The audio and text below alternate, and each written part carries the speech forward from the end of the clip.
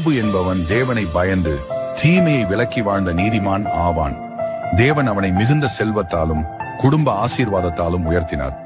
ஒரு நாள் சாத்தான் யோபு ஆசீர்வாதங்களுக்காக மட்டுமே தேவனை ஆராதிக்கிறான் என்று கூறினான்.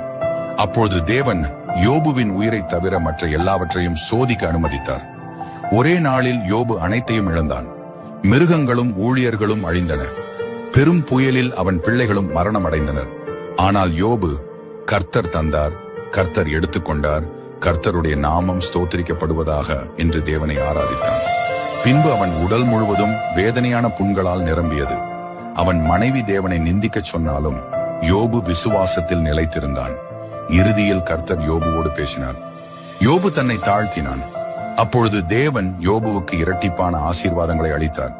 பொறுமையும் விசுவாசமும் தேவனால் மதிக்கப்படுகின்றன.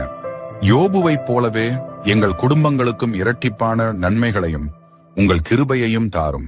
யோபுவைப் போலவே மன உறுதியுடனும் நிலைத்திருக்கும் தைரியத்தையும் எங்களுக்கு